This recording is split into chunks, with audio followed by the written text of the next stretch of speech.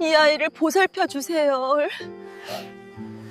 불길이 하늘을 집어삼키던 밤이었습니다. 국경 마을이 타오르고 비명이 바람에 섞여 사방으로 흩어지던 그 밤에 한 여인이 아이를 안고 산으로 뛰어올랐어요. 등에는 화살이 박혀 있어 피가 흘렀고 다리가 꺾일 것 같았지만 여인은 멈추지 않았습니다. 멈출 수가 없었거든요. 품 안에 아이가 있었으니까요.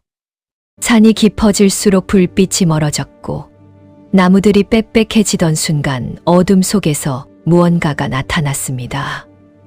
거대하고 고요하고 이 세상의 것이 아닌 것 같은 존재가 말이죠. 여인은 두렵지 않았습니다. 아니, 두려울 겨를이 없었겠지요. 그녀는 마지막 힘을 끌어모아 아이를 내밀었어요. 그리고 다시는 일어나지 못하였습니다. 아이는 울지 않았어요. 그저 똘망똘망한 눈으로 산군을 향해 미소 짓고 있을 뿐이었죠. 전설야담의 이야기가 계속될 수 있도록 좋아요와 구독으로 힘이 되어주세요. 그럼 오늘의 전설야담 시작하겠습니다. 옛날 옛적 북쪽 국경 가까이에 산자락을 등지고 자리 잡은 작은 마을이 있었습니다. 이름도 번듯하지 않은 그 마을은 봄이면 보리 싹이 돋구고 가을이면 수수이삭이 붉게 물드는 그야말로 평범하고 조용한 곳이었지요. 사람들은 이른 새벽 달구름에 일어나 논을 갈고 저녁이면 아궁이 앞에 모여 앉아 도란도란 하루를 이야기하며 잠자리에 들었습니다. 전쟁이니 칼날이니 하는 것은 그 마을 사람들에게 다른 세상의 일처럼 느껴지던 때였어요. 그러던 어느 가을 해질녘이었습니다. 서쪽 하늘이 핏빛으로 물들기 시작할 무렵 마을 어귀 쪽에서 무언가 이상한 기운이 감돌았습니다. 처음에는 먼 곳에서 들려오는 말발굽 소리처럼 여겨졌는데 그것이 점점 가까워지더니 이내 쇠붙이 부딪히는 소리, 고함 소리, 그리고 사람의 비명이 뒤섞이기 시작하였어요. 오랑캐였습니다. 국경을 넘어 밀물처럼 쏟아져 들어온 그들은 마을을 순식간에 덮쳐버렸습니다. 횃불이 지붕에 던져지고 집단이 타오르고 아이들의 울음소리가 연기 속에 묻혀들었어요. 얼마나 갑작스러운 일이었겠어요. 밥상 앞에 앉아있던 사람들이 그대로 끌려 나왔고 도망치려던 이들은 들판에서 붙잡혔습니다. 마을 사람 대부분이 포로가 되었지요. 그 혼란 속에서 한 여인이 있었습니다. 갓 낳은 아이를 가슴에 꼭 껴안은 채 그 여인은 마을 뒷담을 넘어 어둠 속으로 뛰어들었어요. 맨발이었습니다. 돌멩이에 발이 찢기고 가시덤불이 옷자락을 잡아당겼지만 여인은 멈추지 않았습니다. 등 뒤에서 횃불이 흔들리고 오랑캐의 말소리가 들려올 때마다 여인은 아이의 입을 손으로 살며시 막고 숨을 죽였어요. 아이는 이상하게도 울지 않았습니다. 어머니의 가슴 온기를 느끼며 그저 눈만 깜빡이고 있었지요. 여인은 산 쪽으로 달렸습니다. 달리다 쓰러지고 쓰러지다 다시 일어나기를 반복하며 산비탈을 기어올랐어요. 어느 순간 여인은 뒤를 돌아보았습니다.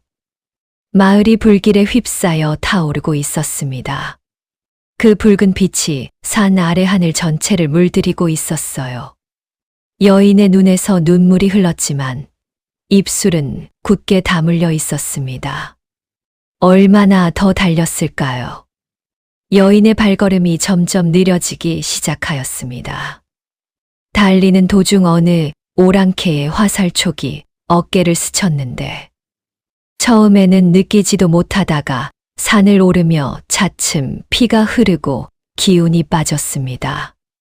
나뭇가지 하나를 붙잡고 간신히 몸을 지탱한 여인은 마침내 발이 떨어지지 않아 그 자리에 주저앉고 말았어요. 그때였습니다. 산속 깊은 곳에서 무언가가 움직였습니다. 발소리도 없었고 숨소리도 없었는데 그저 어둠이 갈라지듯 그 형체가 나타났습니다. 몸집은 산 하나를 등에 얹은 것처럼 거대하였고 눈빛은 깊은 못 속에서 솟아오른 것처럼 고요하고 형형하였습니다. 산군이었습니다. 순간 산이 숨을 멈춘 것 같았어요. 나무잎 하나 흔들리지 않고 풀벌레 소리도 뚝 끊겼습니다. 오랑캐들은 그 기운을 느꼈는지 발소리가 들리다가 이내 조용해지더니 멀리서 말이 울부짖는 소리만 남고 사라져 버렸어요. 여인은 몸을 들어 산군을 올려다보았습니다. 두렵지 않았다고는 할 수 없었겠지요. 하지만 그보다 더 깊은 무언가가 여인의 가슴에 가득 찼습니다. 여인은 떨리는 두 손으로 아이를 조심스럽게 앞으로 내밀었어요. 그 눈빛에는 부탁도 있었고 간절함도 있었고 어미로서의 마지막 결심도 담겨 있었습니다. 이 아이를 보살펴 주세요. 산군님. 목소리는 작았습니다. 그러나 산 전체가 그 말을 들은 듯 고요히 울렸어요.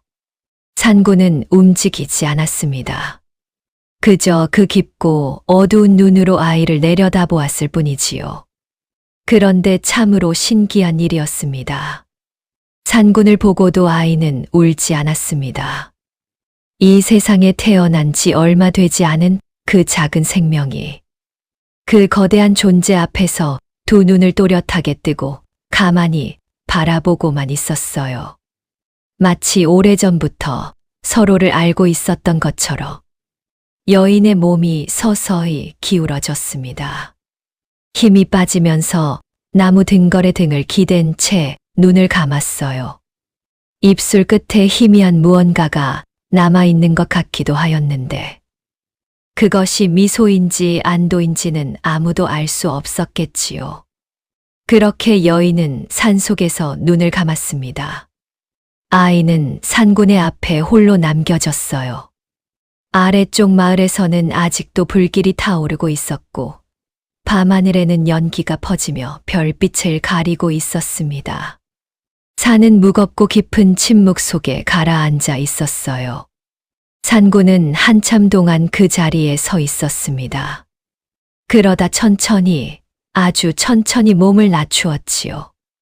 이 아이의 이야기는 그렇게 시작되었습니다. 산은 밤새 조용하였습니다. 마을에서 피어오른 연기가 능선을 타고 넘어오다가 이내 흩어졌고 바람도 잦아들었어요. 나무잎 사이로 달빛이 내려앉아 땅 위에 흰 그림자를 드렸는데 그 빛이 참 차갑고도 고요하였습니다. 산군은 아이를 데리고 깊은 산 안쪽으로 들어갔습니다. 어디로 가는지, 얼마나 걸어가는지 아이는 알 턱이 없었겠지요. 다만 그 넓고 따뜻한 등에 얹혀 흔들리다 보니 어느새 스르르 눈이 감겼습니다. 이튿날 이른 새벽 산 깊은 곳 바위들이 빙 둘러선 너럭 바위 위에 짐승들이 모여들었습니다. 처음에 온 것은 늙은 멧돼지였어요. 커다란 어금니가 주둥이 바깥으로 비죽 튀어나온 몸집도 제법 된 녀석이었는데 코를 킁킁거리며 주변을 살피더니 한쪽 귀퉁이의 자리를 잡았습니다. 이어서 곰 한 마리가 어슬렁거리며 나타났고 그 뒤를 따라 늑대 무리가 줄지어 들어왔어요. 독수리는 가장 높은 바위 위에 내려앉아 날카로운 눈으로 아래를 내려다보았습니다. 크고 작은 짐승들이 너럭 바위 위에 저마다 자리를 잡고 앉았는데 그 광경이 여간 이상하지 않았겠어요. 으르렁거리거나 서로 의시되는 법 없이 한자리에 모여 조용히 앉아 있으니 말이지요. 한가운데에는 산군이 있었습니다. 그 앞에 아이가 놓여 있었어요. 작은 천 조각에 쌓인 채 바위 위에 누운 아이는 눈을 말똥말똥 뜨고 주변을 두리번거렸습니다. 그러자 늙은 멧돼지가 먼저 입을 열었습니다. 짐승들이 말을 하였느냐고요. 사람의 귀에는 들리지 않는 방식이었겠지만 그들 사이에는 분명히 말이 오갔습니다.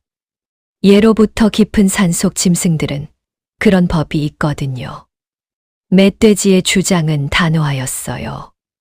인간이라는 것들은 산에 불을 지르고 덫을 놓고 제 동족을 죽이는 자들이라는 것이었습니다.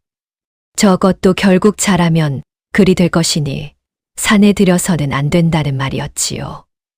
늑대들도 낮은 소리로 그 말에 동조하였습니다. 인간의 냄새는 재앙의 냄새라고 한 번 발을 들이면 결국 무리를 해친다고 하였어요. 분위기가 그쪽으로 기울어지려던 참에 암곰이 천천히 몸을 일으켰습니다.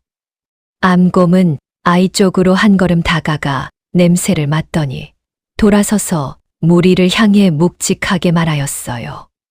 갓난아이는 다르다고. 아직 아무것도 모르는 이 작은 생명은 산을 해친 인간들과 같지 않다고. 손도 작고 이도 없고 발톱도 없는 이것이 무슨 해를 끼친단 말이냐고요. 어미를 잃고 홀로 남겨진 것이 무슨 죄가 있느냐는 말도 하였습니다. 한동안 침묵이 흘렀어요. 짐승들의 시선이 하나둘씩 아이에게로 향하였습니다. 그 눈들이 참 여러 가지였어요. 경계하는 눈, 못마땅한 눈, 호기심 어린 눈, 그리고 어딘가 마음이 흔들리는 눈도 있었습니다. 바위 위에 누운 아이는 그 많은 시선을 받으면서도 울지 않았어요. 작은 손가락을 꼼지락거리며 하늘을 올려다보고 있었습니다. 그때 산군이 움직였습니다. 모든 짐승이 일순 조용해졌어요. 산군이 천천히 아이 곁으로 다가와 그 앞에 자리를 잡았습니다. 그리고 나직하고 무거운 소리로 단 한마디를 내려놓았지요. 이 아이가 홀로 설 수 있을 때까지다. 그것으로 회의는 끝이었습니다. 더 이상 이 일을 다는 짐승은 없었어요. 산군의 말이라면 그러하였습니다. 산의 모든 것 위에 있는 그 뜻을 어느 짐승도 거스를 수 없었지요. 아이는 그날부터 산속에서 자라게 되었습니다. 젖이 필요하였어요. 암곰이 그 일을 맡았습니다. 처음에 아이는 낯선 냄새에 고개를 돌리고 칭얼거렸지만 배가 고프면 어쩔 수 없는 법이지요. 이내 조용히 젖을 받아 먹었습니다. 암곰은 그 작은 것이 제 배를 채우는 동안 미동도 없이 앉아 있었어요. 커다란 발로 살며시 아이 등을 감싸 쥔 채로요. 늑대들은 주변을 맴돌며 경계를 섰습니다. 멧돼지는 못마땅한 듯 코를 킁킁거리다가 제 갈 길을 갔어요. 그러나 며칠이 지나자 그 멧돼지도 슬그머니 아이 근처에 얼쩡거리기 시작하더란 말이지요. 참 이상한 일이지요.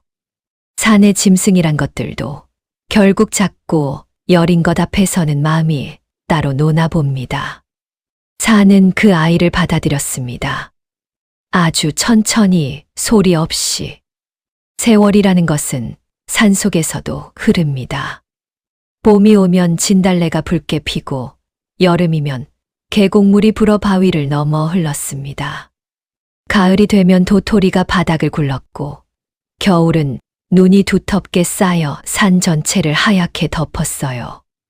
그 계절들이 몇 번씩 돌아오는 사이 아이는 자랐습니다.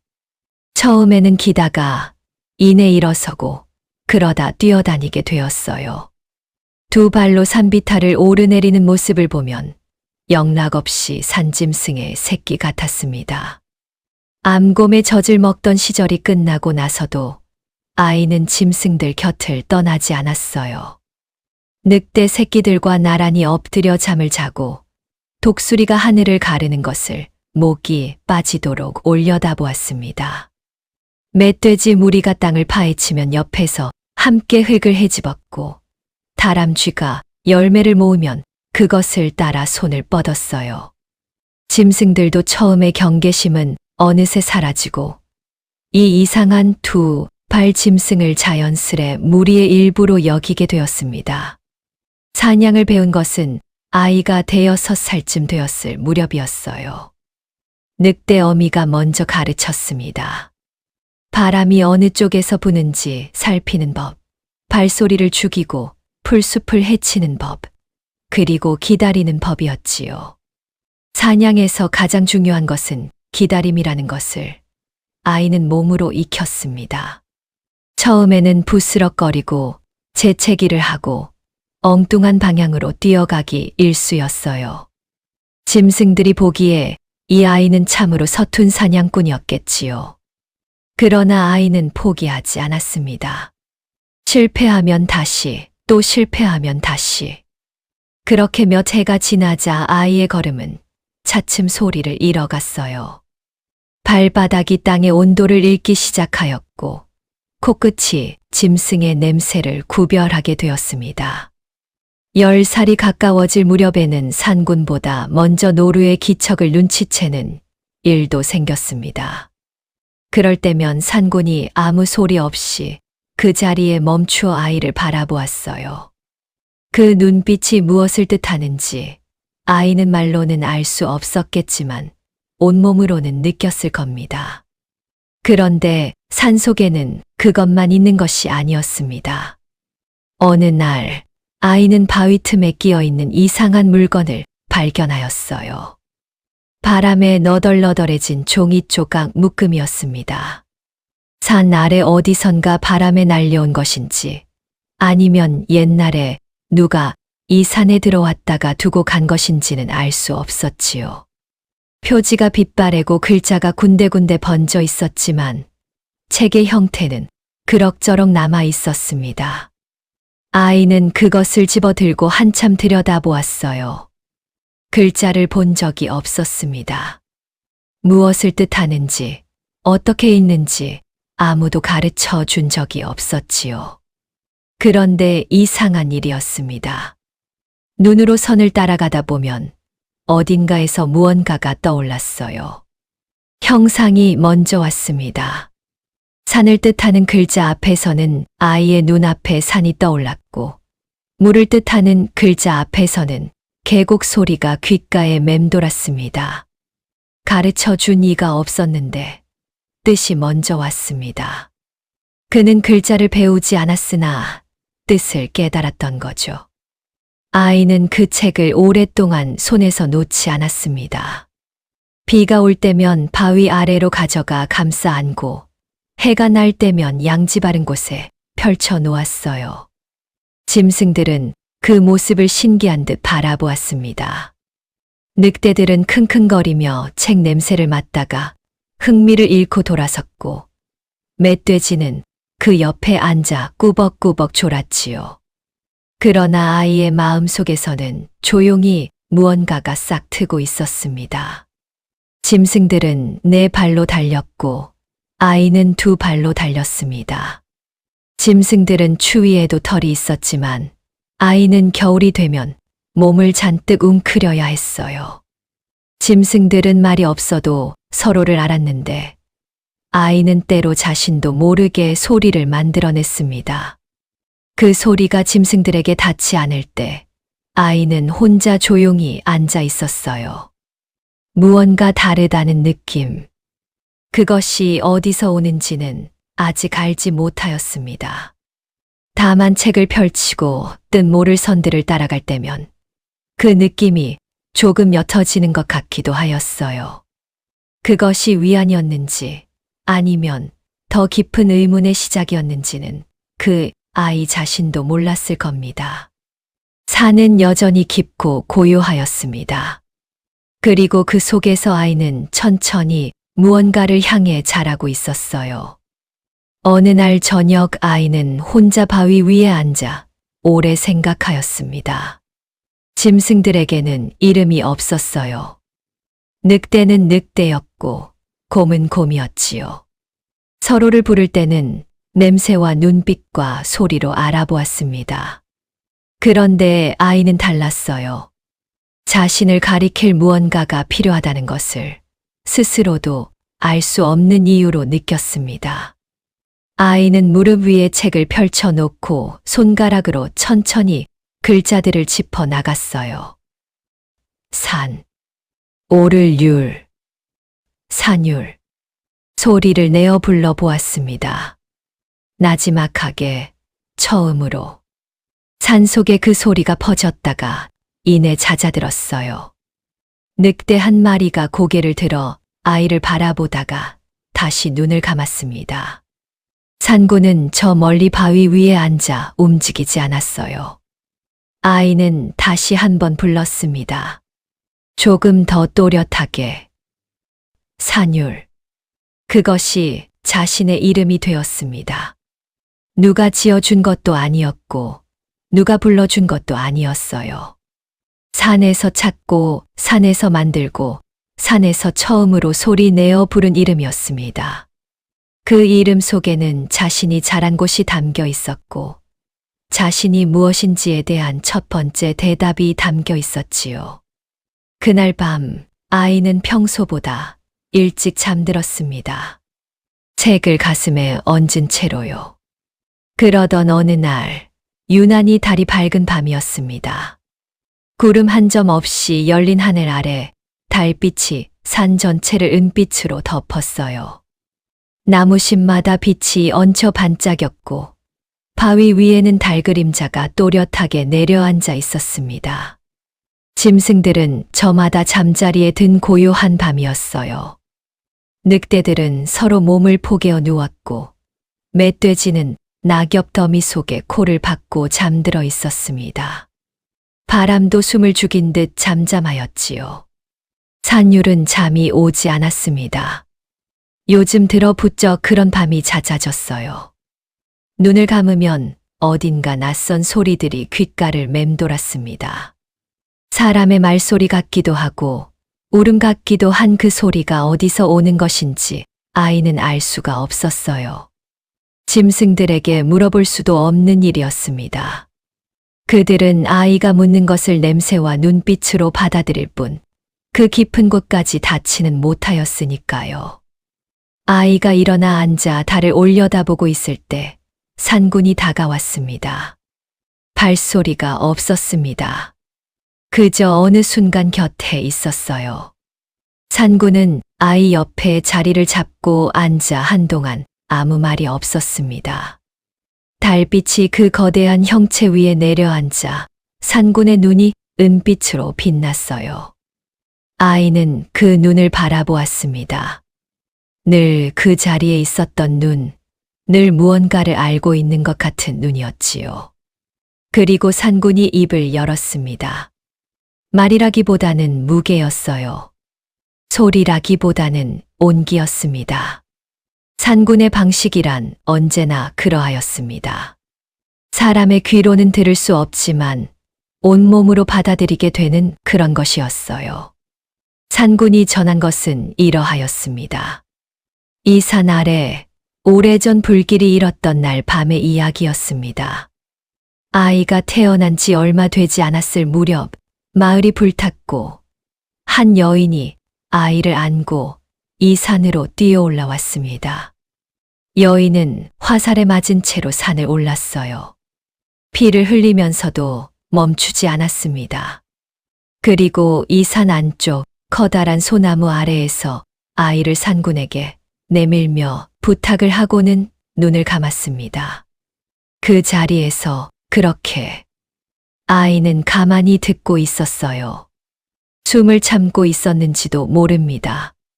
손이 땅을 짚었고 손가락 끝에 흙이 묻었습니다. 달빛 아래 그 흙이 까맣게 보였어요. 산군이 천천히 몸을 돌려 아이를 바라보았습니다. 그리고 다시 한번 무겁고 낮게 전하였어요. 너는 우리와 다르다. 그 말은 짧았습니다. 그러나 아이의 가슴 속에서는 그것이 오래 울렸어요. 짐승들과 뛰어다니고, 짐승들과 먹고, 짐승들과 함께 잠들면서도 늘 어딘가 이상하다고 느꼈던 그 감각이 이제 비로소 말이 되어 돌아온 것이었습니다. 아이는 한참 동안 고개를 들지 못하였어요. 어미가 죽은 자리가 어디냐고는 묻지 않았습니다. 물어보지 않아도 알 것 같았거든요. 산에서 오래 살다 보면 그런 것이 있습니다. 어디에 무언가가 있었는지, 어느 자리에 숨결이 남아 있는지를 말이 아니라 몸이 먼저 아는 것이요. 아이는 그 소나무를 알고 있었습니다. 이유는 몰랐지만 어릴 때부터 그 나무 곁에 가면 이상하게 마음이 조용해졌거든요. 달이 중천을 넘어 기울기 시작하였어요. 아이는 일어났습니다. 그리고 소나무 쪽으로 걸어갔어요. 산구는 따라오지 않았습니다. 아이 혼자 가야 하는 길이라는 것을 알았겠지요. 소나무 아래는 고요하였습니다. 뿌리가 굵게 땅 위로 솟아오른 자리였어요. 아이는 그 앞에 무릎을 꿇고 앉았습니다. 한동안 그렇게 있었어요. 무슨 말을 해야 하는지 몰랐고, 어떻게 슬퍼해야 하는지도 몰랐습니다. 짐승들에게는 그런 것을 배운 적이 없었으니까요. 그런데 눈물이 났습니다. 이유를 알 수 없는 눈물이었어요. 기억도 없고 얼굴도 모르는 사람에 대한 눈물이었는데 그것이 한 번 흐르기 시작하자 멈추질 않았습니다. 아이는 울면서도 소리를 내지 않았어요. 짐승들 사이에서 자라며 배운 것이 있다면 그것은 고통을 조용히 감당하는 법이었습니다. 오래 울었습니다. 그리고 눈물이 다 마른 자리에서 아이의 마음 속에 하나의 생각이 자리를 잡았어요. 아직 말로 된 것은 아니었습니다.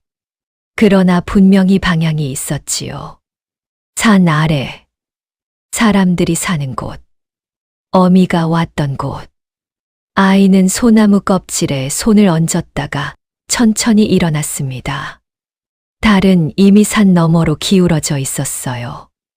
동쪽 하늘이 아주 조금 희부옇게 밝아오기 시작하였습니다. 산율이 내려가겠다고 한 것은 말이 아니었습니다. 어느 이른 아침 짐승들이 하나둘 눈을 뜨기도 전에 산율은 조용히 일어나 산 아래쪽을 바라보았어요. 그것만으로도 짐승들은 알았습니다. 오래 함께 살다 보면 그런 것이 생기지요. 말이 없어도 몸이 말하는 것을 서로 읽게 되는 것 말이에요. 늑대들이 먼저 다가왔습니다. 무리 중 가장 나이 든 늑대가 산율의 발치에 와서 납작 엎드렸어요. 그러다 낮고 긴 소리를 냈습니다. 가지 말라는 것인지 조심하라는 것인지 그 소리가 정확히 무엇을 뜻하는지는 알 수 없었겠지만 산율은 그 앞에 무릎을 꿇고 앉아 한참 눈을 맞추었어요. 늑대의 눈은 노랗고 맑았습니다. 그 안에 무언가 흔들리는 것이 있었지요. 산율은 천천히 손을 뻗어 늑대의 목덜미를 한 번 쥐었다가 놓았습니다. 멧돼지는 끝내 등을 돌렸어요. 코를 킁킁거리며 딴 방향으로 걸어가 버렸는데 그것이 그 녀석 나름의 방식이었겠지요. 못마땅하면 못마땅한 대로 보이지 않는 곳으로 가는 것. 그게 멧돼지였으니까요. 산율은 그쪽을 향해 잠깐 눈길을 주었다가 고개를 돌렸습니다. 암곰은 아무것도 하지 않았어요. 그냥 앉아서 산율을 바라보았습니다. 그 눈이 참 컸어요. 아무 말도 없이, 아무 몸짓도 없이 그냥 바라보기만 하였습니다. 산율은 그 앞에 서서 잠시 고개를 숙였어요. 젖을 먹여준 것에 대한, 겨울을 함께 난 것에 대한, 말로는 다 할 수 없는 것들에 대한 인사였겠지요. 그리고 산곤이 앞에 섰습니다. 언제 왔는지 몰랐어요. 어느 순간 산곤이 산율의 앞을 막아서 있었습니다. 그 거대한 몸이 아침 햇살을 등지고 서 있으니 그림자가 산율 위로 길게 드리워졌어요.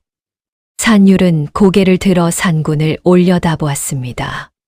산군은 오래 바라보았습니다.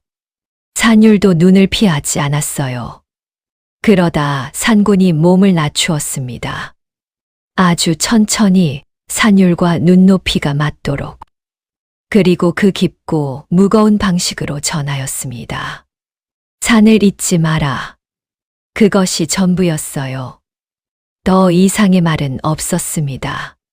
당부도 없었고 걱정도 없었어요. 산군이라는 존재가 본래 그러하였습니다. 많은 것을 알고 있으면서도 적게 말하는 것, 그것이 산군의 방식이었지요. 그러나 그 짧은 말 속에 얼마나 많은 것이 담겨 있었겠어요. 산율은 그것을 온몸으로 받아 안았습니다. 그리고 천천히 고개를 숙였어요. 산율이 몸을 돌려 걷기 시작하였습니다. 처음에는 천천히, 그러다 점점 걸음이 빨라졌어요. 뒤를 돌아보지 않았습니다. 돌아보면 발이 떨어지지 않을 것 같았거든요. 나뭇가지가 얼굴을 스치고 이슬 젖은 풀이 발등을 적셨어요. 산비탈을 내려갈수록 나무 사이로 들어오는 빛이 달라졌습니다. 더 밝고 더 넓고 어딘가 낯선 빛이었어요. 산 아래로 내려올수록 냄새도 달라졌습니다. 흙냄새와 나무 냄새 사이에서 산율이 한 번도 맡아본 적 없는 냄새가 섞여 들었어요. 밥 짓는 냄새였는지, 불 때는 냄새였는지, 그것이 무엇인지는 몰랐지만 어딘가 묘하게 당기는 냄새였습니다.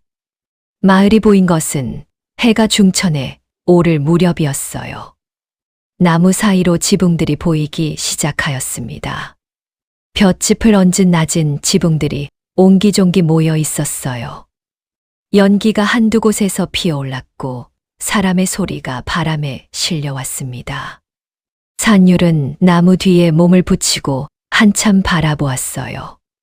심장이 빠르게 뛰었습니다. 산속에서는 한 번도 느껴보지 못한 두근거림이었어요. 마을 어귀에 처음 들어섰을 때 마주친 것은 안악내 하나였습니다. 물동이를 이고 걸어오던 그 안악은 산율을 보자마자 걸음을 뚝 멈추었어요. 눈이 동그래졌습니다. 산율은 그 자리에 서서 안악을 바라보았지요. 어떻게 해야 하는지 몰랐어요. 짐승들에게 처음 다가갈 때처럼 몸을 낮추어야 하는지, 소리를 내어야 하는지 아무것도 알 수 없었습니다. 안악은 물동이를 내려놓지도 않은 채 뒷걸음질을 쳤어요. 그렇게 산율의 첫 번째 인간과의 만남은 서로 말 한마디 없이 끝났습니다. 그러나 산율은 도망치지 않았어요. 마을 어귀 큰 나무 아래에 자리를 잡고 앉아 사람들이 오가는 것을 바라보았습니다. 마치 산속에서 짐승들을 처음 익히던 때처럼 그렇게 가만히 오래 바라보았어요. 마을 어귀 나무 아래에서 사흘이 지났습니다. 첫날은 아이들이 멀찍이서 손가락질을 하였어요. 둘째 날에는 어른들이 수군거리며 지나쳤습니다. 산율은 그 시선들을 피하지 않았어요. 산속에서 짐승들의 눈빛을 읽어왔던 것처럼 사람들의 눈빛도 그렇게 읽어나갔습니다. 두려움, 경계, 호기심, 그리고 어딘가 꺼림칙한 기색. 그것들이 차례로 지나갔어요. 먹을 것이 필요하였습니다. 산속에서라면 혼자서도 얼마든지 구할 수 있었겠지만 마을 가까이에는 짐승도 없었고 열매도 없었어요.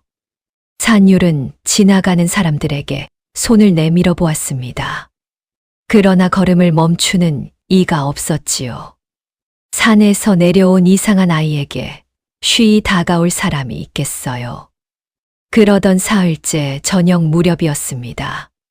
한 노인이 산율 쪽으로 걸어오다가 그만 발을 헛디뎠어요. 밭두렁 길이 울퉁불퉁한 데다 해도 기울어 발밑이 잘 보이지 않았던 탓이었지요. 노인은 비틀거리며 쓰러지려 하였고 산율은 생각하기도 전에 몸이 먼저 움직였습니다. 순식간에 달려가 노인의 팔을 잡아 부축하였어요. 노인이 고개를 들어 산율을 바라보았습니다. 눈이 마주쳤어요. 노인의 눈에는 놀람이 있었지요.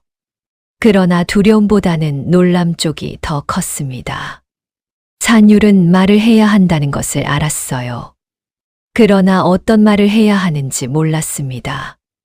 책에서 뜻을 깨우치기는 하였지만 소리내어 사람과 말을 주고받은 적은 없었으니까요. 그래서 그냥 서 있었어요. 노인을 부축한 채로 가만히. 노인은 한참 산율을 들여다보더니 낮게 물었습니다. 집이 어디냐? 산율은 대답하지 않았어요. 할 수가 없었습니다. 노인은 그 눈을 한동안 들여다보다가 한숨을 한 번 내쉬었지요. 그러더니 이상하게도 경계하는 기색 없이 말하였습니다. 이거 허리가 영 말을 듣지 않으니 집까지만 좀 데려다 달라고요. 산율은 노인을 등에 업었습니다. 노인이 깜짝 놀랐어요. 덩치도 크지 않은 아이가 자신을 훌쩍 들어 올리리라고는 생각지 못하였겠지요. 산속에서 단련된 몸은 보기보다 훨씬 단단하였습니다.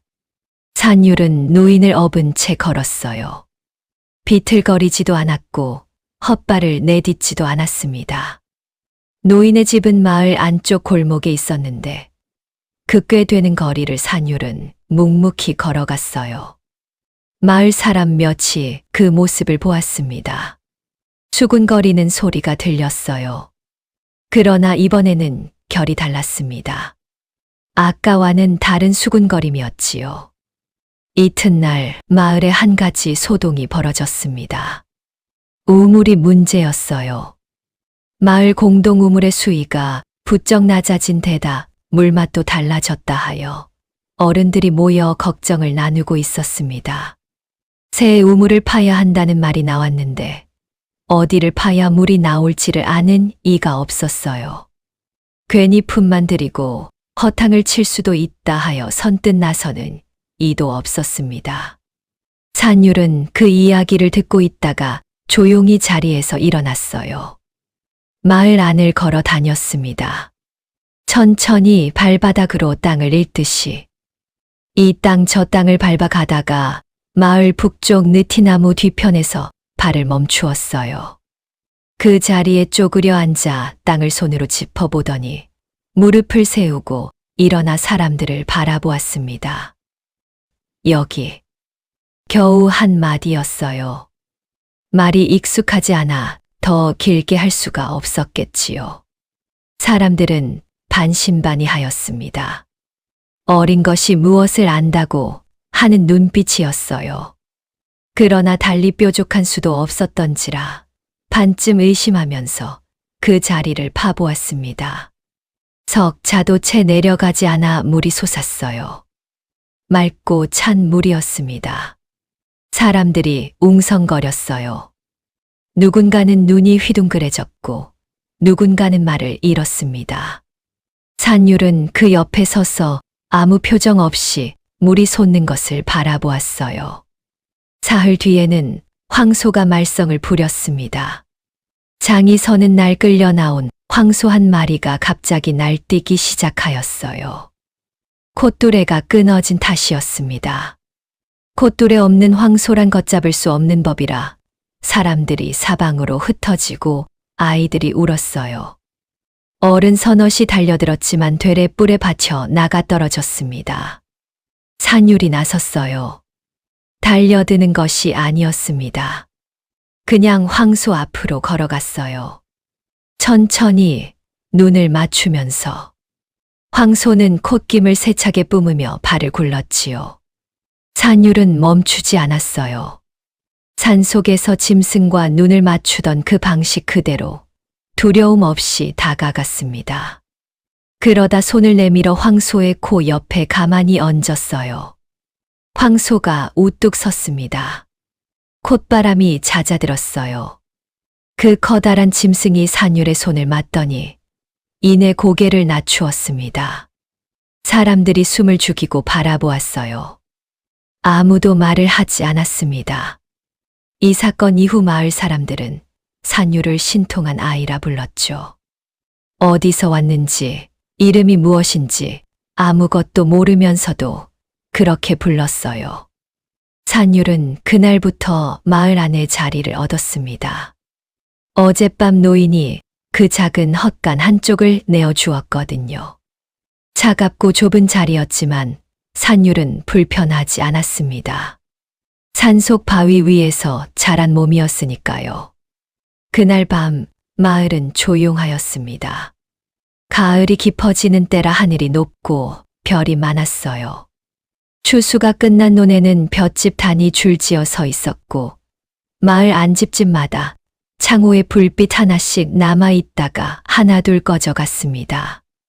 개 짖는 소리도 잦아들고 아이 울음도 그친 깊은 밤이었지요. 딱 그런 밤이었어요. 아무 일도 없을 것 같은, 그래서 방심하기 딱 좋은 밤이었습니다. 산율도 눈을 감고 있었습니다. 노인이 내어준 헛간 한쪽에 누워 있었어요. 짚을 깔고 그 위에 몸을 뉘었는데 산속 바위 위에서 자라온 몸이라 이 정도면 오히려 호사였겠지요. 눈이 감겼고 숨이 고르게 오갔습니다. 그러다 갑자기 눈이 떠졌어요. 무슨 소리가 들린 것이 아니었습니다. 아무것도 들리지 않았어요. 아무것도 보이지 않았습니다. 그런데 몸이 먼저 알았어요. 산속에서 오래 살아온 몸이 익힌 것이 있었거든요. 바람이 달라졌을 때, 공기가 달라졌을 때, 짐승들이 느끼는 그 감각. 산율도 그것을 가지고 있었습니다. 냄새였어요. 말 냄새였습니다. 땀에 젖은 가죽 냄새, 그리고 쇠 냄새. 멀리서 오고 있었어요. 아직 마을 어귀에 닿지 않았지만 바람이 그것을 실어왔습니다. 산율은 자리에서 일어나 헛간 문을 열고 밖으로 나갔어요. 밤하늘 아래 서서 바람을 맡았습니다. 북쪽이었어요. 그리고 한 가지가 더 있었지요. 짐승들이 없었습니다. 마을 주변을 맴돌던 들짐승들의 기척이 싹 사라져 있었어요. 짐승이 피했다는 것은 그것보다 더 무서운 것이 오고 있다는 뜻이었습니다. 산속에서 배운 것이 있다면 바로 그것이었지요. 산율은 뛰었어요. 가장 먼저 간 곳은 마을에서 가장 큰 집이었습니다. 대문을 세차게 두드렸어요. 안에서 인기척이 있더니 이내 쉰 목소리가 났습니다. 누구냐고, 한밤중에 무슨 짓이냐고. 산율은 멈추지 않고 다시 두드렸어요. 문이 열렸습니다. 잠에서 덜 깬 장정이 짜증스러운 얼굴로 내다보았어요. 산율은 그 눈을 바라보며 말하였습니다. 오랑캐가 온다. 지금 당장 피하라. 장정의 얼굴이 굳었어요. 그러나 믿는 눈빛이 아니었습니다. 생각해 보시면 당연하지 않겠어요. 한밤중에 산에서 내려온 이상한 아이가 달려와 오랑캐가 온다 하니 꿈을 꾸느냐고 되묻는 것이 인지상정이었겠지요. 장정은 눈살을 찌푸리며 어서 들어가 자라고 하였습니다. 산율은 돌아서지 않았어요. 옆집으로 달려가 문을 두드렸습니다. 그 옆집으로, 또 그 옆집으로. 마을 골목을 뛰어다니며 문마다 두드리고 소리쳤어요. 어떤 집은 문을 열었고 어떤 집은 열지 않았습니다. 열린 문 앞마다 산율은 같은 말을 하였어요. 오랑캐가 온다. 지금 당장 피하라. 마을이 술렁이기 시작하였습니다. 반신반의하는 사람들이 골목으로 나왔어요. 무슨 일이냐, 저 아이가 왜 저러느냐 목소리들이 뒤섞였지요. 그런데 바로 그때였습니다. 마을 북쪽 개들이 일제히 짖기 시작하였어요. 한두 마리가 아니었습니다. 마을 안 모든 개가 그쪽을 향해 미친 듯이 짖어댔지요. 그러자 사람들의 얼굴에서 잠기운이 싹 사라졌어요. 개는 거짓말을 하지 않으니까요. 관아에도 소식이 닿았습니다. 현령이 나왔어요. 참 빠른 사람이었지요. 상황을 한눈에 살피더니 주민들을 마을 안쪽으로 이동시키고 포졸들을 어귀 양쪽에 풀었습니다. 산율은 그 옆에서 바람을 계속 읽었어요. 얼마나 긴박하였겠어요. 냄새가 점점 짙어지고 있었으니까요. 그리고 오랑캐가 나타났습니다. 대군은 아니었어요. 말 탄 자 67에 걷는 자 10여 명, 약탈을 목적으로 온 소규모 무리였습니다. 그들이 횃불을 들고 마을 어귀로 들어서다가 맞닥뜨린 것은 텅 빈 골목과 양쪽에서 쏟아져 나오는 포졸들이었어요. 기세 좋게 들어오던 발길이 그 자리에서 뚝 멈추었겠지요. 도망치려는 자들이 뛰었지만 산율이 먼저였습니다. 어둠 속에서 움직이는 방향을 잇는 것쯤이야 산속에서 짐승을 쫓아온 몸에게는 어렵지 않았겠지요. 산율은 소리도 없이 길목을 막아섰어요. 달아나던 자가 산율 앞에 나타난 그 순간 그 자리에서 그냥 풀썩 주저앉았다고 합니다. 얼마나 놀랐겠어요. 그렇게 약탈단은 한 명도 빠져나가지 못하였습니다. 날이 밝은 뒤 현령이 산율을 불렀어요. 관아 마당에 서 있는 산율을 한동안 말없이 들여다보다가 현령이 천천히 입을 열었습니다. 어디서 왔느냐고, 이름이 무엇이냐고요.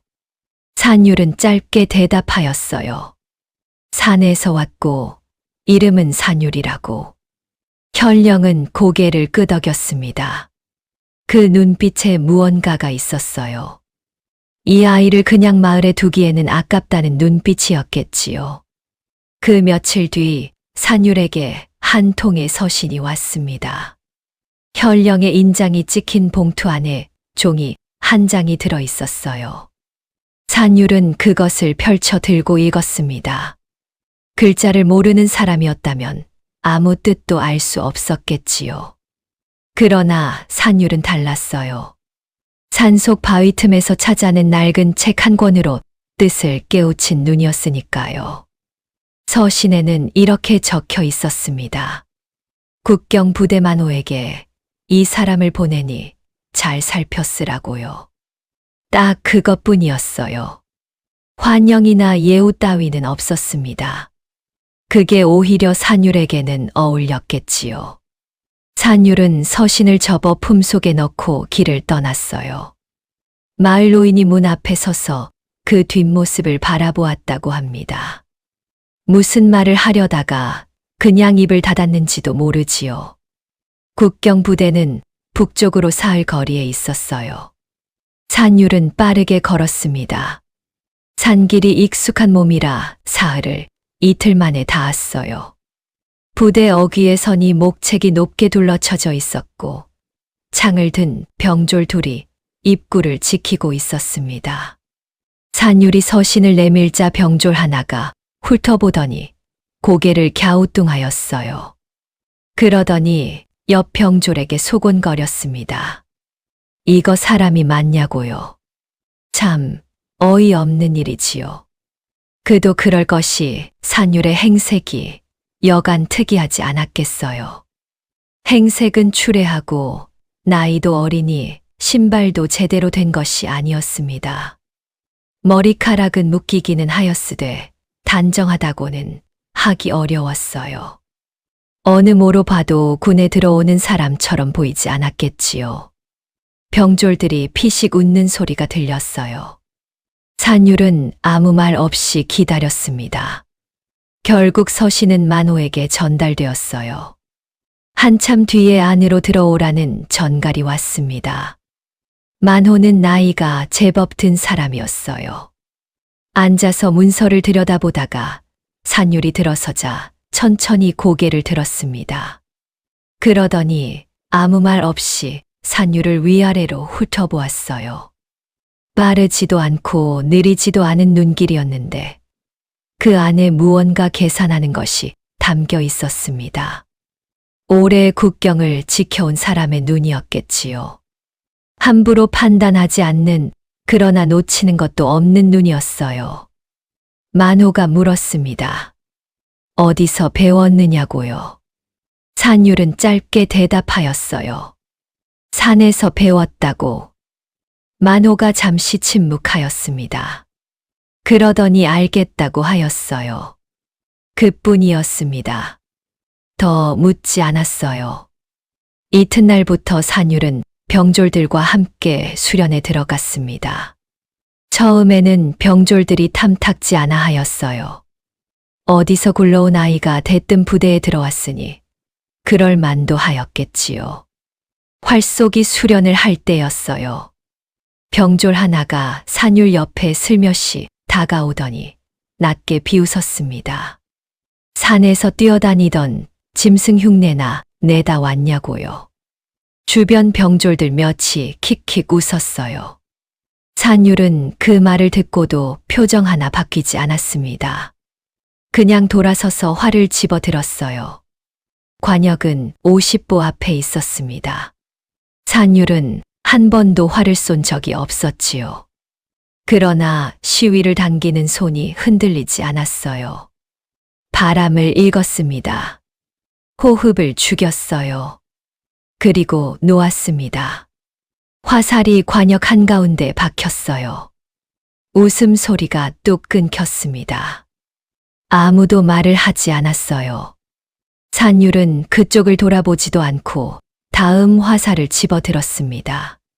참 무심한 사람이었지요. 그게 더 무서운 법이거든요. 만호는 그 장면을 지켜보고 있었습니다.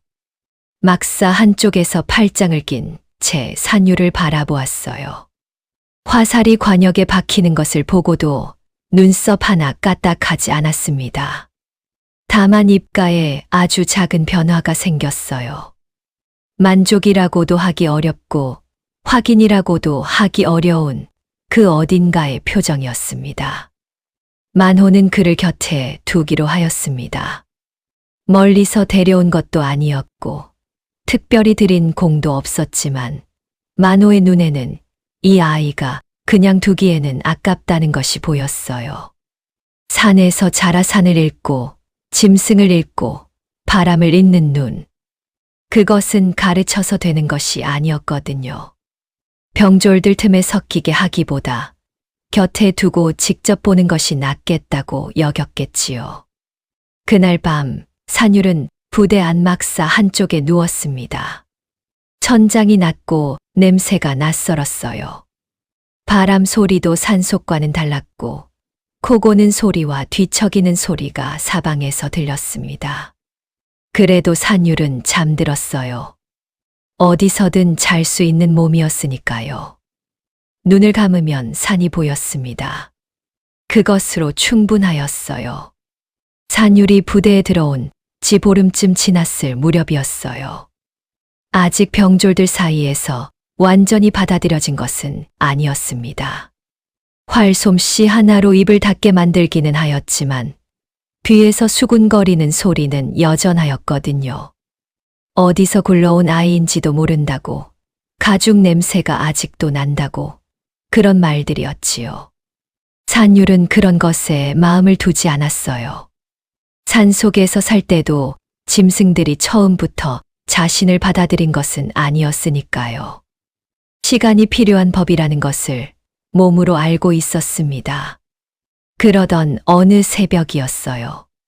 산율은 막사 안에서 눈을 뜨고 가만히 누워 있었습니다. 잠이 깬 것이 아니었어요. 아니, 잠이 깼다고 하기도 어려운 것이 산속에서 자라온 몸은 자면서도 항상 어느 한쪽 감각은 열어두는 습관이 있었거든요.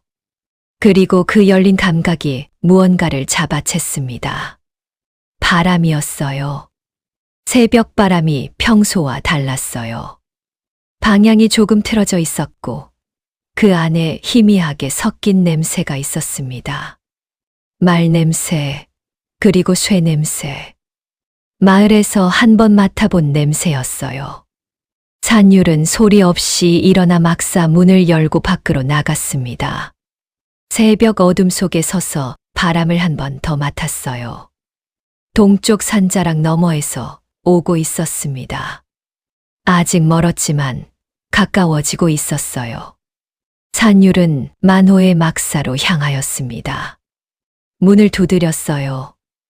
만호는 놀랍게도 거의 즉시 응하였는데 국경을 오래 지킨 사람이란 그런 법이었겠지요. 산율이 방향과 냄새를 말하자 만호는 잠시 눈을 감았다가 떴어요. 그러더니 아무 말 없이 일어나 허리춤에 칼을 찼습니다. 믿는다는 말도 하지 않았고 의심한다는 말도 하지 않았어요. 그냥 움직였지요. 그것으로 충분하였습니다. 부대가 조용히 깨어났어요. 만호의 명령은 짧고 분명하였습니다. 동쪽 산자락 어귀 양쪽의 병졸들을 나누어 배치하고 소리를 죽이고 기다리라는 것이었어요. 산율은 만호 곁에 섰습니다. 어둠 속에서 기다리는 것, 소리를 죽이고 숨을 고르는 것은 산 속에서 사냥하던 때와 다르지 않았어요. 오히려 더 편하였겠지요. 날이 어슴풀에 밝아올 무렵 오랑캐들이 나타났습니다. 이번에는 마을 약탈단 정도가 아니었어요. 병사들이었습니다. 제법 갖춰 입은 군장의 말도 여럿이었어요. 그들은 부대 어귀를 기습하려는 것이었겠지요. 새벽 기척이 없을 때를 노려 들이치려 하였는데 막상 들어서 보니 아무도 없었습니다. 그 순간 이미 늦은 것이었지요. 양쪽에서 병졸들이 쏟아져 나왔어요. 혼전이 벌어졌습니다. 오랑캐들이 말머리를 돌려 흩어지려 하였는데 산율이 그 방향을 먼저 읽었어요. 흩어지는 자들이 모여들 지점을 예측하고 미리 길목에 나가 있었습니다. 어둠 속에서 말을 타고 달려오다가 느닷없이 나타난 산율 앞에서 말들이 놀라 멈추었어요. 산율이 낮고 길게 소리를 냈는데 그것이 짐승을 달래는 소리와 닮아 있었겠지요. 말들이 이상하게도 그 소리에 진정하였습니다. 그 사이 병졸들이 따라잡아 포로들을 묶었어요. 전투라고 하기에는 싱거웠고 기습이라고 하기에는 완벽하였습니다. 만호는 포로들을 훑어보다가 산율 쪽으로 고개를 돌렸어요. 오랫동안 바라보았습니다. 산율은 그 시선을 받으면서도 별다른 표정이 없었어요. 땀을 닦고 서 있을 뿐이었습니다. 얼마나 담담한 사람인지 이 장면을 옆에서 지켜보던 병졸들도 조용하였겠지요. 며칠 뒤 만호는 산율을 불렀어요. 이번에는 문서가 있었습니다. 만호가 그것을 읽어 내려가다가 산율에게 내밀었어요. 그는 백호장으로 임명되었습니다. 100명을 거느리는 자리였습니다. 보름 전만 해도 가죽 냄새 난다고 비웃음을 사던 아이가 이제 100명의 상관이 된 것이지요. 부대 안이 술렁이었어요. 못마땅해 하는 이도 있었고 눈빛이 달라진 이도 있었습니다.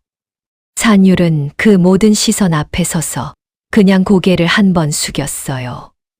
겸손해서가 아니었습니다. 앞으로 해야 할 일이 많다는 것을 알았기 때문이었겠지요. 백호장이 든 뒤로 산율의 하루는 달라졌습니다. 아침 일찍 부대를 돌고 병졸들의 훈련을 살피고 만호와 함께 국경 지형을 논하는 일이 생겼거든요. 처음에는 병졸들이 달갑지 않아 하였어요. 어제까지 가죽 냄새 난다고 수군거리던 아이가 하루아침에 자기네 상관이 되었으니 그럴 만도 하였겠지요. 그런데 산율은 그걸 구태여 꺾으려 하지 않았습니다. 그냥 먼저 움직였어요. 누구보다 일찍 일어나고 누구보다 더 멀리 뛰고 누구보다 조용하게 지형을 읽었지요. 말로 누르는 것보다 몸으로 보여주는 것이 빠른 법이니까요. 한 달도 채 지나지 않아 분위기가 바뀌었습니다. 첫 번째 전략 전투는 산율이 직접 제안한 것이었어요. 오랑캐들이 자주 쓰는 길목이 있었는데 산율이 그 지형을 살피다가 이상한 점을 발견하였거든요. 길이 좁아지는 구간 한쪽에 바위가 돌출되어 있었고 그 위쪽 능선이 시야에서 완전히 가려져 있었습니다. 능선을 따라 올라가 보았더니 아래가 훤히 내려다 보이더라고요. 거기에 병졸들을 올려두고 기다렸다가 오랑캐들이 그 길목에 들어서는 순간 위아래로 동시에 압박하는 것이었습니다. 만호는 그 말을 듣고 한동안 지도를 들여다보다가 고개를 끄덕였어요. 그 전투에서 이겼습니다. 크게 이긴 것도 아니었어요. 그러나 아군의 피해가 거의 없는 승리였으니 그것이 더 값진 법이었겠지요. 만호는 보고서를 작성하면서 산율의 이름을 넣었습니다. 그것이 시작이었어요.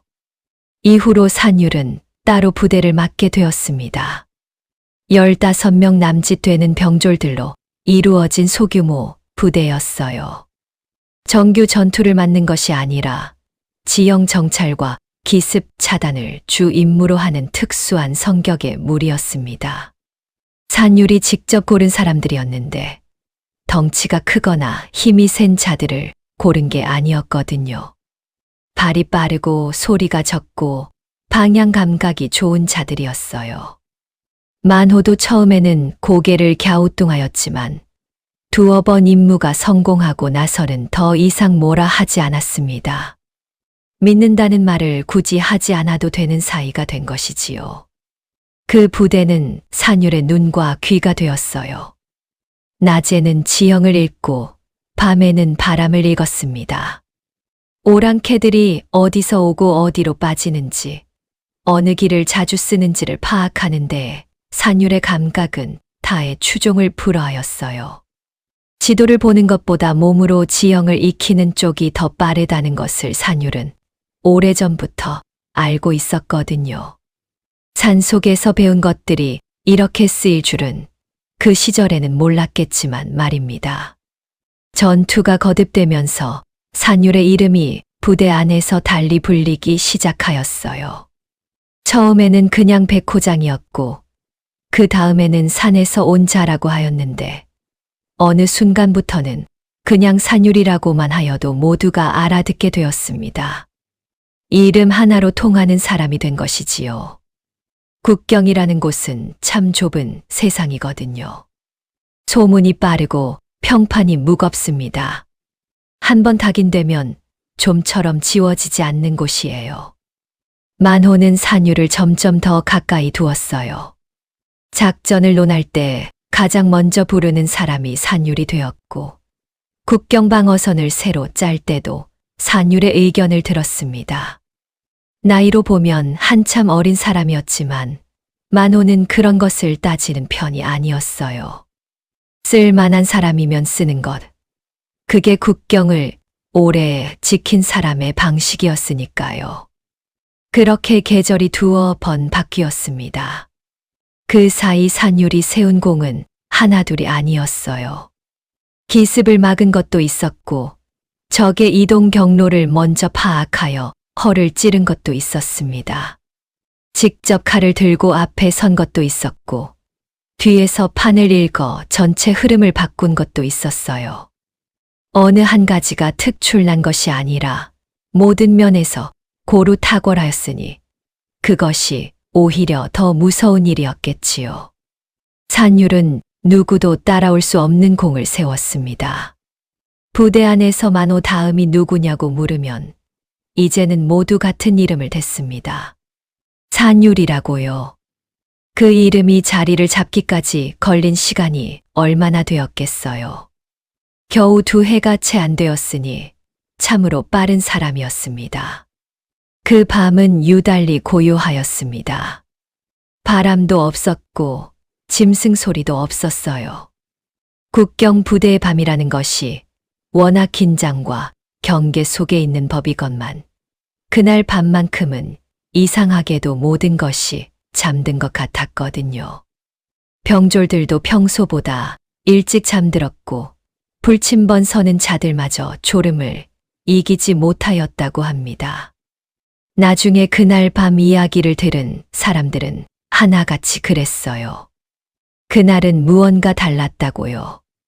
산율도 잠들었습니다. 막사 안에 누워 눈을 감자 금세 잠 속으로 빠져들었어요.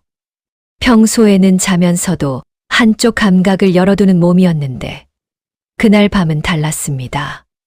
깊이, 아주 깊이 빨려 들어가는 느낌이었거든요. 그리고 꿈이 왔습니다. 꿈속은 산이었어요. 어린 시절 자라던 그 산이었습니다.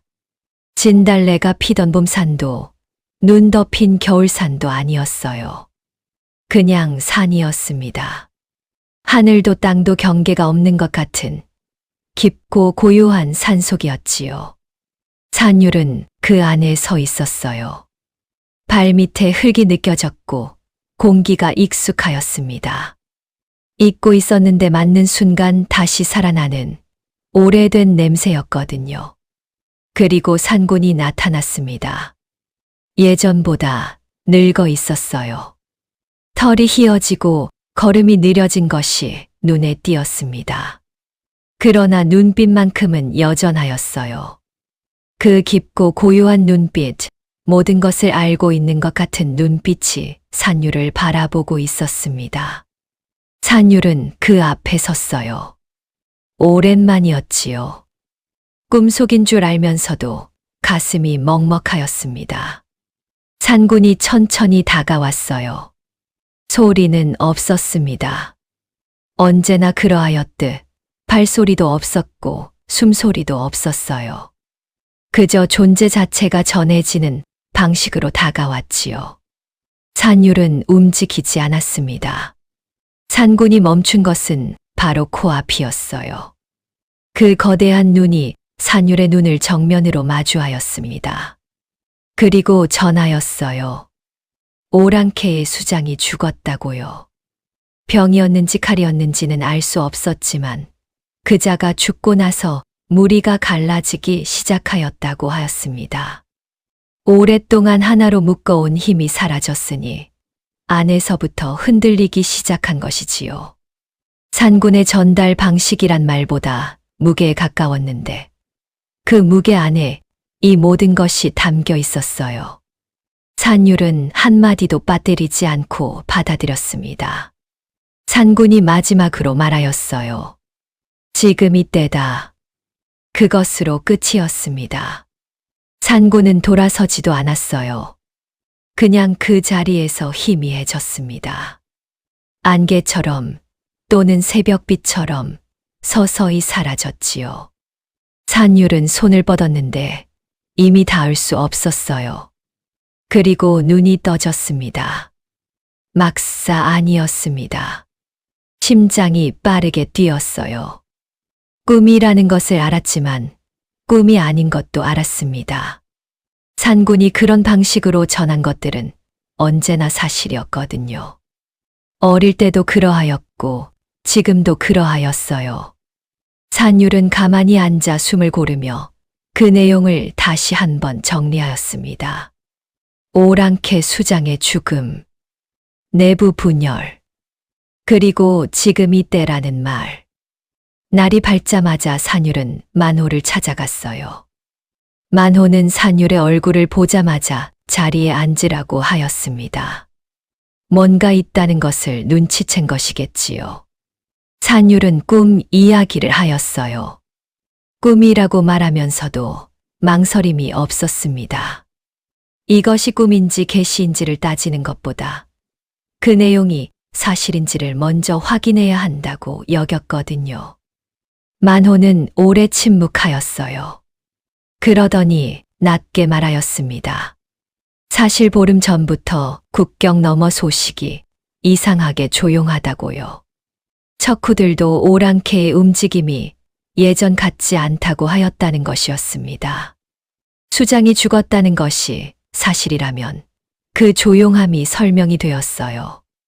만호는 손가락으로 지도를 짚으며 한동안 생각하였습니다.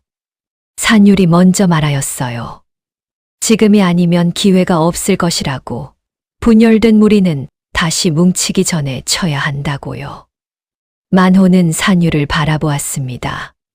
한참을요. 그 눈빛에 무게가 있었어요. 이 제안을 받아들이는 것이 얼마나 큰 결단인지를 모르는 사람이 아니었으니까요. 그러나 만호는 결국 고개를 끄덕였습니다. 꿈 하나만을 믿은 것이 아니었어요. 오랫동안 쌓인 산율에 대한 신뢰가 있었고, 보름 동안 이상하게 조용하던 국경이 있었고, 지금이 아니면 안 된다는 직감이 있었습니다. 그 모든 것이 같은 방향을 가리키고 있었거든요. 대규모 진격의 준비가 시작되었어요. 준비에는 열흘이 걸렸어요. 열흘이라는 시간이 길어 보일 수도 있겠지만 대규모 진격이라는 것이 그리 간단한 일이 아니었거든요. 식량을 준비하고 병력을 점검하고 이동 경로를 논하고 인근 부대와 연락을 주고받는 것만으로도 열흘이 빠듯하였습니다. 만호는 그 시간 내내 눈코 뜰 새 없이 움직였어요. 산율은 그 옆에서 지형 쪽을 맡았습니다. 어느 길로 들어가야 빠르고 어디서 적이 흩어질 가능성이 높은지를 발로 뛰며 확인하였거든요. 직접 눈으로 보지 않으면 믿지 않는 성격이었으니까요. 출발 전날 밤이었습니다. 산율은 막사 밖에 혼자 나와 앉아 있었어요. 하늘에 별이 많았습니다. 국경의 하늘은 언제나 맑았는데 그것이 이 땅이 가진 몇 안 되는 좋은 것 중 하나였겠지요. 산율은 무릎을 세우고 앉아 그 별들을 올려다보았어요. 무슨 생각을 하였겠어요? 산이었겠지요. 산군이었겠지요. 그리고 산속에서 자라던 시절의 냄새와 소리였겠지요. 싸움을 앞두고 그런 것들이 떠오른다는 것이 이 사람이 어디서 왔는지를 다시 한번 말해주는 것이었습니다. 이튿날 새벽 부대가 움직였어요. 만호의 부대와 인근 두 부대가 합류하여 함께 국경을 넘었습니다. 규모가 제법 되었어요. 말발굽 소리를 죽이고 횃불도 켜지 않은 채로 새벽 어둠 속을 걸었지요. 산율은 선두에 섰습니다. 길을 잃는 것은 이 사람이 가장 잘하는 일이었으니까요. 발밑에 흙이 어떻게 바뀌는지, 바람이 어느 방향에서 오는지, 풀이 어느 쪽으로 눕혀져 있는지를 보면 앞에 무엇이 있는지가 대략 짐작이 되었어요. 산속에서 10여 년을 살아온 몸이 주는 감각이었습니다. 오랑캐 본거지는 산자락을 등진 분지 안에 있었어요. 지형이 좋았습니다. 앞은 트여 있어 적의 접근을 일찍 볼 수 있고 뒤는 산이 막아주는 구조였거든요. 정면으로 치고 들어가기에는 불리한 자리였지요. 그런데 산율이 보기에 그 지형에는 약점이 하나 있었어요. 분지 안쪽으로 이어지는 골짜기가 있었는데 그 골짜기 양쪽 능선이 올라가기에 가파르지 않았습니다. 올라가면 분지 전체를 내려다볼 수 있는 자리였어요. 산율은 만호에게 말하였습니다. 정면은 소수만 보내어 주의를 끌고 나머지는 골짜기 양쪽 능선을 타고 올라가 에워싸는 방식이었어요. 만호는 지도를 들여다보다가 고개를 끄덕였습니다. 위험한 방식이었지만 정면으로 치는 것보다는 훨씬 나았거든요. 진격이 시작되었어요. 그런데 문제가 있었습니다. 능선을 타고 올라가는 병졸들이 자리를 잡기 전에 분지 안쪽에서 말들이 움직이기 시작한 것이었어요. 척후가 들킨 것인지 아니면 내부에서 다른 소리가 난 것인지는 알 수 없었지만 오랑캐의 말들이 술렁이기 시작하였습니다. 말이 움직이면 기병이 움직이는 것이고 기병이 먼저 나오면 능선의 병졸들이 위험해질 수 있었어요. 산율이 앞으로 나갔습니다. 그러더니 무릎을 꿇고 땅에 손을 짚었어요. 눈을 감았습니다. 병졸들이 어리둥절하여 바라보았겠지요. 그런데 다음 순간 산율의 목에서 소리가 나왔어요. 길고 낮은 소리였습니다. 처음에는 무슨 소리인지 몰랐는데 조금 있으니 알겠더라고요. 늑대 울음이었습니다. 한 번이 아니었어요. 이어서 또 한 번, 방향을 바꾸어 또 한 번. 마치 여러 마리가 사방에 있는 것처럼 소리가 번졌습니다. 산율이 어릴 때부터 늑대들과 함께 살았다는 것을 그 소리를 듣는 순간 모두가 실감하였겠지요. 분지 안쪽의 말들이 반응하였어요. 귀를 세우고 발을 구르고 콧김을 내뿜기 시작하였습니다. 늑대 울음 앞에서 말이 침착할 수는 없는 법이었거든요. 오랑캐 진영이 순식간에 어수선해졌습니다. 말들을 진정시키느라 기병들이 정신이 없었어요. 그 틈에 능선의 병졸들이 자리를 잡았습니다. 위아래 그리고 정면 세 방향에서 동시에 압박이 들어갔어요. 수장을 잃고 이미 흔들리고 있던 무리였으니 이 상황에서 버텨낼 힘이 남아있지 않았겠지요. 저항은 오래 가지 않았습니다. 본거지가 무너졌어요. 뿔뿔이 흩어지는 자들이 있었지만 큰 무리는 그 자리에서 무기를 내려놓았습니다. 산율은 말없이 그 광경을 바라보았어요. 함성을 지르거나 칼을 들어 올리지 않았습니다. 그냥 서 있었어요.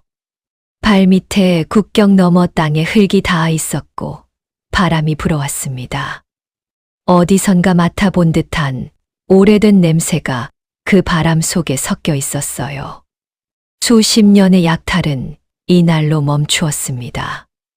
만호는 말에서 내려 산율 곁에 섰어요.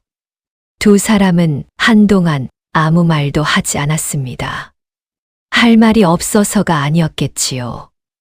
너무 많은 것이 한꺼번에 끝난 날이었으니 말보다 침묵이 더 어울리는 순간이었겠지요. 수도로 가는 길은 처음이었어요. 산율은 말 위에서 길을 바라보았습니다. 산이었다가 들이 되고 들이었다가 마을이 되고 마을이 이어지고 이어지다 보니 어느새 길이 넓어졌어요. 사람 사는 곳이란 이런 것이구나 싶었겠지요. 산속에서 자라 마을 하나를 겨우 알고 지냈던 사람이 이제는 임금이 있는 수도로 가고 있었으니 그 거리가 얼마나 멀게 느껴졌겠어요. 만호도 함께 갔습니다. 두 사람은 말을 나란히 몰았어요.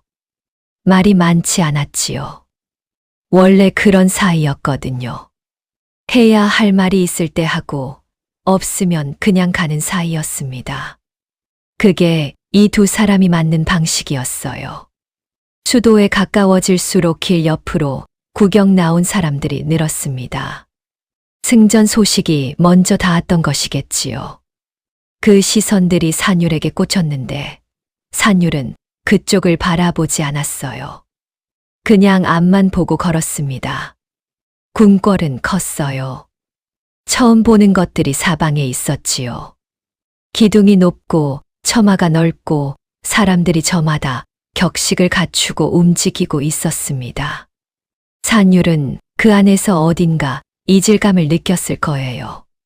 산속에서는 격식이라는 것이 없었거든요. 짐승들에게는 서열이 있었지만 그것은 힘과 경험으로 정해지는 것이었지 거칠애로 정해지는 것이 아니었으니까요. 임금 앞에 서는 날이 왔습니다. 넓은 전각 안에 신하들이 줄을 서 있었어요. 산율은 그 앞으로 걸어 나갔습니다. 무릎을 꿇는 법을 제대로 배운 적이 없었는데 옆에 있던 내관이 미리 귀띔을 해주었다고 하더라고요. 그래도 어색함이 있었겠지요. 그 어색함이 오히려 솔직하게 보였을 겁니다. 임금이 산율을 내려다보았어요. 오래 보았습니다. 신하들의 보고로만 듣던 사람을 직접 보는 것이었으니 그럴 만도 하였겠지요. 산율은 고개를 숙였습니다. 임금이 입을 열었어요. 그대가 산율이냐? 그러하옵니다. 어디 출신이냐? 잠시 침묵이 흘렀습니다. 산율이 천천히 대답하였어요. 산에서 왔사옵니다. 전가간이 조용해졌습니다. 그 대답을 어떻게 받아들여야 할지 모르는 사람들이 많았겠지요. 그러나 임금은 웃지도 않았고 이상하게 여기지도 않은 것 같았어요. 그냥 다시 한번 산유를 바라보았습니다. 그러더니 신하 한 명이 앞으로 나섰어요. 이 자는 가문이 없사옵니다. 하는 말을 하였습니다. 성이 없다는 것이었지요. 그 시절에 성이 없다는 것은 뿌리가 없다는 뜻이기도 하였거든요. 포상을 논하는 자리에서 그 말을 꺼낸 것이었으니 의도가 없었다고는 하기 어려웠겠지요. 전각 안에 또 한 번 침묵이 흘렀어요. 임금이 그 신하를 바라보다가 다시 산율 쪽으로 시선을 돌렸습니다. 그리고 천천히 또렷하게 말하였어요. 그대는 숲에서 나와 나라를 지켰다. 오늘부터 숲임을 성으로 삼으라. 전각이 조용하였고 신하들 사이에서 낮은 탄성이 흘렀습니다. 아무도 말이 없었어요. 그 침묵이 무겁지 않았습니다. 오히려 무언가가 제자리를 찾는 것 같은 그런 고요함이었겠지요. 산율은 고개를 깊이 숙였어요. 평생 이름뿐이었던 사람이 이제 성을 얻은 것이었습니다. 스스로 지은 이름에 임금이 성을 더한 것이지요. 산속 바위 틈에서 찾아낸 책 한 권으로 스스로 이름을 지었던 그의 날 밤이 이 순간과 이어져 있었어요. 그는 임산율이 되었습니다. 전각을 나서는 발걸음이 들어올 때와는 달랐습니다. 달라진 것이 있었으니까요. 그러나 산율은, 아니 임산율은 표정이 크게 바뀌지 않았어요. 기쁨이 없었다는 것이 아니었습니다. 그 기쁨이 조용한 사람이었거든요. 겉으로 크게 드러내지 않아도 안에서 충분히 느끼는 사람이었으니까요. 만호가 밖에서 기다리고 있었어요. 임산율이 나오자 만호는 무슨 말을 하려다가 그냥 고개를 한 번 끄덕였습니다. 임산율도 고개를 끄덕였어요. 그것으로 충분하였습니다. 두 사람 사이에서는 늘 그래왔거든요. 수도의 하늘이 높았어요. 가을이었습니다. 임산율은 수도에 오래 머물지 않았습니다. 포상이 끝나고 사흘째 되는 날, 그는 다시 북쪽으로 말을 돌렸어요. 남아서 더 좋은 자리를 받을 수도 있었겠지요. 원하는 사람도 있었을 겁니다. 그러나 임산율은 수도의 화려함에 마음을 두는 사람이 아니었거든요. 자신이 있어야 할 곳이 어디인지를 이 사람은 오래전부터 알고 있었으니까요. 국경으로 돌아오는 길에 잠시 산을 올랐어요. 어릴 때 자라던 그 산이었습니다. 오랜만이었지요.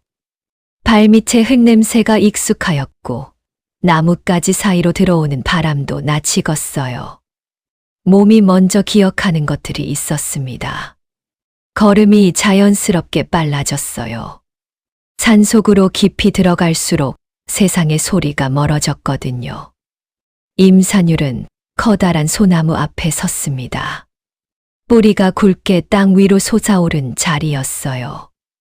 오래전 어미가 눈을 감은 곳이었지요. 나무는 그때보다 더 컸습니다. 그 자리에 무릎을 꿇고 앉아 한동안 가만히 있었어요. 무슨 말을 하였는지는 아무도 모릅니다. 혼자만의 자리였으니까요. 다만 그가 일어설 때 얼굴이 조금 밝았다고 합니다. 산구는 보이지 않았어요. 기척도 없었고 냄새도 없었습니다. 임산율은 그것을 이상하게 여기지 않았어요. 산군이란 본래 그런 존재였거든요. 있어야 할 때 있고 없어야 할 때 없는 것. 보이지 않는다고 해서 없는 것이 아니었으니까요. 임산율은 산을 한 번 돌아보고 내려왔습니다. 국경으로 돌아온 뒤 임산율은 한 가지 일을 하였어요. 부대 가까운 산자락 어귀에 작은 사당을 세운 것이었습니다. 크지 않았어요. 돌을 쌓아 만든 소박한 자리였지요. 그 안에 아무것도 모신 것이 없었어요. 이름을 새긴 것도 없었습니다. 그러나 임산율이 이따금 그 앞에 앉아 있는 모습을 병졸들이 보았다고 하더라고요. 무엇을 하는 것이냐고 물은 사람은 없었습니다. 묻지 않아도 알 것 같았거든요.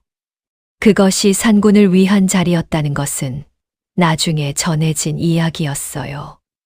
세월이 흘렀습니다. 만호는 늙어 자리에서 물러났어요. 부대가 바뀌고 병졸들이 바뀌고 국경 너머 형세도 바뀌었습니다. 그러나 임산율은 바뀌지 않았어요. 여전히 국경에 있었습니다. 새로 온 병졸들은 이 사람이 얼마나 오래된 사람인지를 처음에는 몰랐겠지요.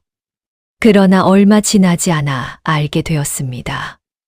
이 사람이 바람을 어떻게 잇는지, 지형을 어떻게 잇는지, 짐승의 기척을 어떻게 잇는지를 보면서요. 노년의 임산율은 조용한 사람이었습니다. 젊었을 때도 말이 많지 않았지만 나이가 들면서 더 그리 되었어요. 전투에서 직접 앞에 서는 일은 줄었고 대신 뒤에서 판을 잇는 일이 늘었지요. 새로운 백호장들이 왔고 임산율은 그들 옆에서 말없이 지형을 짚어 주었습니다. 가르치는 방식이 특이하였어요. 설명을 잘 하지 않았거든요. 그냥 먼저 걸어가고, 먼저 바람을 맞고, 먼저 멈추었습니다. 그 뒷모습을 따라가다 보면 어느 순간 몸이 먼저 배우게 되었다고 하더라고요. 그렇게 또 계절이 쌓였어요. 어느 겨울이었습니다. 부대 안에 눈이 가득 쌓인 날이었어요. 임산율은 사당 앞에 앉아 있었습니다. 눈이 내리는데도 피하지 않았어요. 어깨 위에 눈이 쌓이도록 그냥 앉아 있었지요. 젊은 병졸 하나가 다가가 여쭈었다고 합니다. 춥지 않으시냐고요. 임산율이 천천히 고개를 들었어요. 그 눈을 보고 병졸이 잠시 말을 잃었다고 합니다. 늙고 주름진 얼굴이었지만 눈빛만큼은 달랐거든요. 어딘가 깊고 맑은 사람의 것이라기보다는 산속 짐승의 것에 가까운 눈빛이었어요. 임산율은 짧게 대답하였습니다. 나는 산에서 자랐다. 그것뿐이었어요.